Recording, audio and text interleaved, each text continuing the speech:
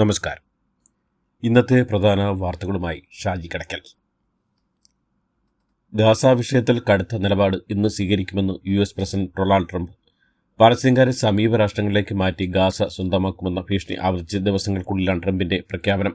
ഗാസയിലെ 20 ലക്ഷത്തിലേറെ വരുന്ന പാലസ്തീൻകാർ ഒഴിഞ്ഞു പോകണമെന്നാണ് ട്രംപിന്റെ നിലപാട്. ഗാസ US ഏറ്റെടുത്ത് അവിടെ ഉല്ലാസകേന്ദ്രം നിർമ്മിക്കുമെന്ന് അധികാരമേറ്റതിന് പിന്നാലെ ട്രംപ് പ്രഖ്യാപിച്ചത് രാജ്യാന്തര പ്രതിഷേധത്തിന് ഇടയാക്കിയിരുന്നു. വാർത്തകൾ വിശദമായി. കോട്ടയം സർക്കാർ നഴ്സിംഗ് കോളേജ് ഹോസ്റ്റലിൽ നടന്ന റാഗിങ്ങുമായി ബന്ധപ്പെട്ട college principal professor Sulekha AT, assistant വാർഡന്റെ ചുമതലയുള്ള assistant professor Rajesh P. Mani എന്നിവരെ അന്വേഷണ വിധേയമായി ആരോഗ്യവകുപ്പ് സസ്പെൻഡ് ചെയ്തു.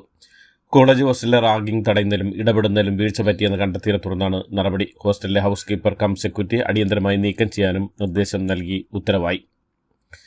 തൃശൂർ ചാലക്കുടിയിൽ പട്ടാപ്പകലിൽ ബാങ്കുള്ള ഫെഡറൽ ബാങ്കിന്റെ പോർട്ടോ ശാഖയിലേക്ക് ആണ് കത്തി കാണിച്ച് ഭീഷണിപ്പെടുത്തി പണം കവർന്നത്. കൗണ്ടറിൽ എത്തിയ അക്രമി കത്തിക്കാട്ടി ഭീഷണിപ്പെടുത്തി ഗ്ലാസ് തല്ലി തകർത്ത ശേഷം പണം കവരുകയായിരുന്നു. ബൈക്കിലെത്തിയ അക്രമിയാണ് കവർച്ച നടത്തിയത്. 15 ലക്ഷം രൂപയാണ് നഷ്ടപ്പെട്ടിരിക്കുന്നത് അധികൃതർ വിശദീകരിച്ചു. ചാലക്കുടിയിലെ ഫെഡറൽ ബാങ്കിന്റെ പോർട്ടോ ശാഖയിൽ കത്തി കാണിച്ച് ഭീഷണിപ്പെടുത്തി പണം കവർന്ന സംഭവത്തിൽ പ്രതിക്കായുള്ള അന്വേഷണം പോലീസ് ഊർജിതമാക്കി. കവർച്ച നടത്തിയ പ്രതിയെക്കുറിച്ച് പോലീസിന് നിർണായക വിവരം ലഭിച്ചു.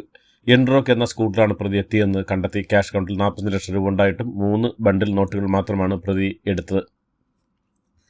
ചാലക്കുടി പോട്ടയിലെ ഫെഡറൽ ബാങ്ക് ശാഖയിലുണ്ടായ മോഷണത്തിലെ പ്രതിക്കായ അന്വേഷണം എറണാകുളം ജില്ലയിലേക്കും വ്യാപിച്ചു. പോലീസ് മോഷ്ടാവ് എറണാകുളം ഭാഗത്തേക്ക് കടന്നാണ് പോലീസിന്റെ നിഗമനം.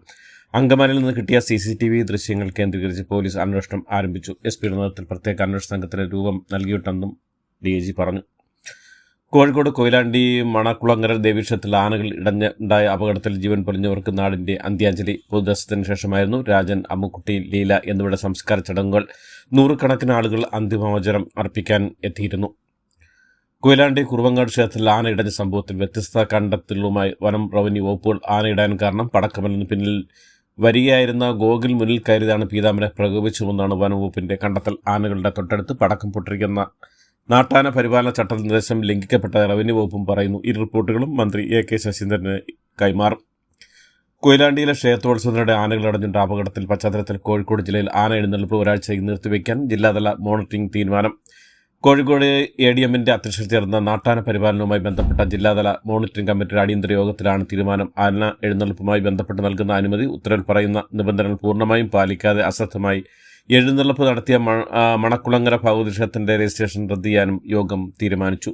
ജില്ലാ മോണിറ്ററിംഗ് കമ്മിറ്റി നൽകുന്ന അനുമതി ഉത്തരവിൽ പറയുന്ന എല്ലാ നിബന്ധനകളും ബന്ധപ്പെട്ട ക്ഷേത്ര ഭാരവാഹികളും ഉത്സവ കമ്മിറ്റികളും നിർബന്ധമായും പാലിക്കേണ്ടതുണ്ടെന്നും യോഗം മുന്നറിയിപ്പ് നൽകി. കൊയിലാണ്ടി കുറുവങ്ങാട് ക്ഷേത്രത്തിൽ ആനകൾ ഇടഞ്ഞുണ്ട അപകടത്തിൽ ആനയുടെ ഉടമസ്ഥർക്കും ക്ഷേത്ര ഭാരവാഹികൾക്കുമെതിരെ കേസെടുക്കാൻ നിർദ്ദേശം നൽകിയതായി വനം മന്ത്രി AK ശശീന്ദ്രൻ. നാട്ടാന പരിപാലന ചട്ടം ലംഘിച്ചതായി കണ്ടെത്തിയതായും മന്ത്രി പറഞ്ഞു. വിഷയത്തിൽ ഇടപെട്ട ഹൈക്കോടതി ആനയുടെ ഉടമസ്ഥരായ ഗുരുവായൂർ ദേവസ്വം ബോർഡിനോട് വിശദീകരണം നൽകാൻ നിർദ്ദേശിച്ചു. കോട്ടയം നഴ്സിംഗ് കോളേജിലെ റാഗിംഗ് വിഷയത്തിൽ പ്രതികരണവുമായി SFI സംസ്ഥാന സെക്രട്ടറി PM ആർഷോ. നഴ്സിംഗ് കോളേജിലേത് ക്രിമിനൽ കാണിച്ച തോന്നിവാസമെന്നും അത് SFIയുടെ മുകളിൽ ചാരിവെക്കലെന്നും ആർഷോ പറഞ്ഞു. നഴ്സിംഗ് കോളേജിലെ സംഘടനയ്ക്ക് SFIയുമായി ബന്ധമില്ലെന്ന് SFIക്ക് നഴ്സിംഗ് കോളേജിൽ യൂണിറ്റ് ഇല്ലെന്നും ആർഷോ പറഞ്ഞു. കണ്ണൂർ വിമാനത്താവളത്തിലെ റൺവേ വികസനത്തിന് ഭൂമി വിട്ടു നൽകിയവരുടെ പരാതികൾ മുഖ്യമന്ത്രിയുടെ ഇടപെടൽ പ്രതിസന്ധി ചർച്ച ചെയ്യാൻ ഈ മാസം 20 മുഖ്യമന്ത്രി ഉദ്യോഗസ്ഥ യോഗം വിളിച്ചു. 8 വർഷമായിട്ട് നഷ്ടപരിഹാരം കിട്ടായതോടെ ദുരിതത്തിലായവരെക്കുറിച്ചുള്ള മാധ്യമ വാർത്തയ്ക്ക് പിന്നാലെയാണ് ഈ ഇടപെടൽ. 50 വർഷം കൊണ്ട് തിരിച്ചടയ്ക്കണമെന്ന ബാധ്യതയോടെ വയനാട് പുനരധിവാസത്തിന് 529.50 കോടി വായ്പ അനുവദിച്ച് കേന്ദ്ര സർക്കാരിനെതിരെ രൂക്ഷ വിമർശനമായി T. സിദ്ദീഖ് MLA. ഉപാധികളോട് പണം അനുവദിച്ചത് തികഞ്ഞ അന്യായമാണെന്നും സിദ്ദീഖ് പറഞ്ഞു. പാതിവില തട്ടിപ്പ് കേസുമായി ബന്ധപ്പെട്ട റിപ്പോർട്ട് ചാനലിന് വക്കീൽ നോട്ടീസ് അയച്ചു. മാത്യു കൊടുനാടൽ MLA തനിക്കെതിരെ നൽകിയ അടിസ്ഥാനരഹിതമായ വാർത്ത പിൻവലിച്ച് നിരുപാധികം മാപ്പ് പറയണമെന്ന് ആവശ്യപ്പെട്ടാണ് മാത്യു കൊടുനാടൽ MLA വക്കീൽ നോട്ടീസ് അയച്ചത്. ഒരാഴ്ചയ്ക്ക് നടപടി ഉണ്ടായില്ലെങ്കിൽ സിവിൽ ക്രിമിനൽ മാനനഷ്ട കേസുമായി മുന്നോട്ട് പോകുമെന്നും വക്കീൽ നോട്ടീസിൽ മാത്യു കൊടുനാടൻ മുന്നറിയിപ്പ് നൽകി. ഉന്നത വിദ്യാഭ്യാസ കൗൺസിൽ മുൻ അധ്യക്ഷൻ TP ശ്രീനിവാസനെ തല്ലിയത് മഹാപരാധമായി കാണുന്നില്ലെന്ന് SFI സംസ്ഥാന സെക്രട്ടറി PM ആർഷോ. ശ്രീനിവാസൻ കേട്ടാലർക്കുന്ന തെറി വിളിച്ചതുകൊണ്ടാണ് ആ വിദ്യാർത്ഥി അടിച്ചതെന്നും അതിന് SFI മാപ്പ് പറയേണ്ടതില്ലെന്നും ആർഷോ വ്യക്തമാക്കി. ഭിന്നശേഷിക്കാർക്ക് വീട് നിർമ്മിക്കുന്നതിനും വാങ്ങുന്നതിനും സാമൂഹ്യനീതി വകുപ്പിന് കീഴിൽ സംസ്ഥാന ഭിന്നശേഷി ക്ഷേമ കോർപ്പറേഷൻ മുഖേന നൽകി വരുന്ന മെറി ഹോം ഭവന വായ്പയുടെ പലിശ 7% കുറച്ചതായി ഉന്നത വിദ്യാഭ്യാസ സാമൂഹിക വകുപ്പ് മന്ത്രി ഡോക്ടർ R. ബിന്ദു അറിയിച്ചു. 50 ലക്ഷം രൂപ വരെയുള്ള വായ്പയ്ക്കാണ് പലിശ 7% കുറച്ചത്. എറണാകുളം കലൂർ സ്റ്റേഡിയത്തിലെ ഡെയിലി കഫേയിലുണ്ടായ പൊട്ടിത്തെറിയിൽ മരണം, 2 പരിക്കേറ്റ് ചികിത്സയിൽ കഴിഞ്ഞിരുന്ന നാഗാലാൻഡ് സ്വദേശി കൈമുൾ ആണ് മരിച്ചത്. വെസ്റ്റ് ബംഗാൾ സ്വദേശി സുമിത് അപകട സമയത്ത് മരിച്ചിരുന്നു. പരിക്കേറ്റ് കളമശ്ശേരി മെഡിക്കൽ കോളേജ് ചികിത്സയിൽ തുടർന്നത് 3 പേരാണ്. സുരക്ഷാ മാനദണ്ഡങ്ങൾ പാലിക്കാതെ സ്റ്റീമർ പ്രവർത്തിച്ചാണ് പൊട്ടിത്തെറി കാരണം. സംഭവത്തിൽ പോലീസ് അന്വേഷണം തുടരുകയാണ്. കോഴിക്കോട് വടകരയിൽ 9 വയസ്സുകാരി ദിഷാനെ വാഹനം പിടിച്ച് കോമയിലാക്കുകയും മുത്തശ്ശി ബേബി മരിക്കുകയും ചെയ്ത കേസിൽ പോലീസ് കുറ്റപത്രം സമർപ്പിച്ചു. Vadakara judicial first class magistrate കോടതിയിലാണ് കുറ്റപത്രം സമർപ്പിച്ചത്. അശ്രദ്ധമായി അമിതവേഗത്തിൽ വാഹനം ഓടിക്കുക, അശ്രദ്ധമായി വാഹനം ഓടിച്ച് മരണം സംഭവിക്കുക, തെളിവ് നശിപ്പിക്കുക തുടങ്ങിയവയൊക്കെ ഒപ്പം മോട്ടോർ വെഹിക്കിൾ ആക്ട് വകുപ്പും കുറ്റപത്രത്തിൽ ചേർത്തിട്ടുണ്ട്. കോഴിക്കോട് ജില്ലയിൽ മലയോര ഹൈവേയുടെ പ്രവൃത്തി പൂർത്തീകരിച്ച തിരുവമ്പാടി മണ്ഡലത്തിലെ കുടഞ്ചേരി കക്കാടംപൊയിൽ റോഡ് ഉദ്ഘാടനം ഇന്ന് മുഖ്യമന്ത്രി പിണറായി വിജയൻ നിർവഹിക്കും. വൈകിട്ട് 3 മണിക്ക് കൂടരഞ്ഞെടുത്തി saint Sebastian higher secondary school മൈതാനിലാണ് പരിപാടി. കായംകുളത്തെ NTPC കേന്ദ്ര വിദ്യാലയം അടച്ചുപൂട്ടുന്ന ഒഴിവാക്കുന്ന സംബന്ധിച്ച് ഉന്നതതല യോഗം ചേരാൻ സുപ്രീംകോടതി നിർദ്ദേശം. കേന്ദ്ര വിദ്യാഭ്യാസ സെക്രട്ടറിക്കാണ് സുപ്രീംകോടതി നിർദ്ദേശം നൽകിയത്. കോൺഗ്രസ് നേതാവ് രമേശ് ചെന്നിത്തല നൽകിയ ഹർജിയിലാണ് സുപ്രീംകോടതിയുടെ ഈ നിർണായക ഇടപെടൽ. കേരള ഹോട്ടൽ ആൻഡ് റെസ്റ്റോറന്റ് അസോസിയേഷന്റെ 3 ദിവസം നീളുന്ന സംസ്ഥാന സമ്മേളനം തൃശ്ശൂരിൽ പ്രൗഢോജ്വല തുടക്കം. സമ്മേളനത്തിനനുസരിച്ചുള്ള hotel expo P. Balachandran MLA ഉദ്ഘാടനം ചെയ്ത് കൂറ്റൻ അടുപ്പ് മുതൽ സ്വർണ്ണക്കരണ്ടി വരെ നിമിഷങ്ങൾക്കുള്ളിൽ അനേകം വടയും ഇടിയപ്പവും തയ്യാറാക്കുന്ന ആൽഫ മിഷനിൽ ഭക്ഷ്യവിപണിയിലെ പുതുമയായ ട്രൈ ചെയ്ത പച്ചക്കറി ഇനങ്ങൾ മുതൽ മാംസവിഭവങ്ങളും മസാലക്കൂട്ടുകൾ വരെ ലൂലു കൺവെൻഷൻ സെന്ററിൽ നടക്കുന്ന ഹോട്ടൽ എക്സ്പോയിലുണ്ട്. വധശിക്ഷയ്ക്ക് വിധിക്കപ്പെട്ട MLA ജയിലിൽ കഴിയുന്ന നിമിഷപ്രിയയുടെ മോചനത്തിനായുള്ള കേന്ദ്ര സർക്കാർ ഇടപെടൽ കാര്യക്ഷമമല്ലെന്ന് വിമർശനവുമായി സേവ് നിമിഷപ്രിയ ആക്ഷൻ കൗൺസിൽ അംഗങ്ങൾ.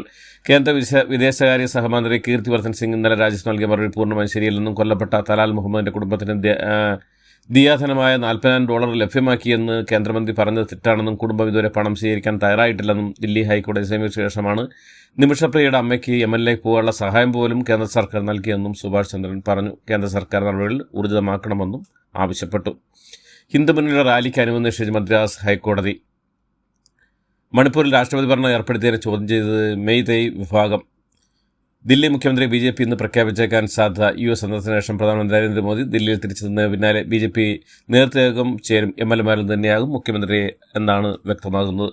അമേരിക്കൻ പ്രസിഡന്റ് ഡൊണാൾഡ് ട്രംപുമായുള്ള സംയുക്ത വാർത്താ സമ്മേളനത്തിലെ അദാനിക്കെതിരായ കേസിനെക്കുറിച്ചുള്ള ചോദ്യത്തിനോട് അതൃപ്തിയോടെ പ്രതികരിച്ച് നരേന്ദ്രമോദി. വ്യക്തികൾക്കെതിരായ കേസല്ല, 2 നേതാക്കൾ ചർച്ച ചെയ്യുന്നതെന്നായിരുന്നു മോദിയുടെ മറുപടി. അതേസമയം അഴിമതി എങ്ങനെ വ്യക്തിപരമായ കേസാകുമെന്ന് രാഹുൽ ഗാന്ധി ചോദിച്ചു. അമേരിക്കയിലേക്ക് അനധികൃതമായി കൂടിയ 119 ഇന്ത്യക്കാരെ കൂടി ഈ വാരത്തിൽ തിരിച്ചെത്തിക്കുമെന്ന റിപ്പോർട്ടുകൾ. 2 വിമാനങ്ങളായി അമൃത്സർ അന്താരാഷ്ട്ര വിമാനത്താവളത്തിൽ എത്തുമെന്നാണ് റിപ്പോർട്ടുകൾ. പ്രധാനമന്ത്രി നരേന്ദ്രമോദിയുടെ US സന്ദർശനത്തിനിടെയാണ് ഇക്കാര്യം പുറത്തുവന്നത്. അനധികൃത കുടിയേറ്റക്കാരുമായി നാടുകടത്തപ്പെട്ട ഇന്ത്യക്കാരെ എത്തിക്കാൻ അമൃത്സർ വിമാനത്താവളം മാത്രം തിരഞ്ഞെടുക്കുന്നതിന് പിന്നിൽ കേന്ദ്ര സർക്കാരിന്റെ രാഷ്ട്രീയ ലക്ഷ്യങ്ങളാണെന്ന് പ്രതിപക്ഷം. പഞ്ചാബിനെ അവമാനിക്കുന്നതിന് വേണ്ടിയാണ് അനധികൃത കുടിയേറ്റക്കാരെ നാടുകടത്തപ്പെടുന്നവരെ എത്തിക്കാൻ കേന്ദ്രം പഞ്ചാബിനെ തന്നെ തിരഞ്ഞെടുക്കുന്നത് പഞ്ചാബ് ധനകാര്യമന്ത്രി ഹർപാൽ സിംഗും ആരോപിച്ചു. രൂപയുടെ വിലയിടിവ് തുടർന്നിടെ ഇന്ത്യയിലേക്ക് പ്രവാസികൾ അയക്കുന്ന പണത്തിന്റെ തോത് കുത്തനെ കൂടി. 2024 ഡിസംബർ വരെ വിവിധ വിദേശ രാജ്യങ്ങളിൽ നിന്ന് ഇന്ത്യൻ ബാങ്കുകളിൽ എത്തിയത് $129.1 ബില്യൺ. കഴിഞ്ഞ വർഷം പ്രവാസികളുടെ പണം ഏറ്റവും കൂടുതൽ സ്വീകരിച്ച രാജ്യം ഇന്ത്യയാണ്. മുൻ വർഷത്തെ അപേക്ഷിച്ച് 14.3% വർധനയുടെ തോതിലും ഇന്ത്യ ആണ് മുന്നിൽ.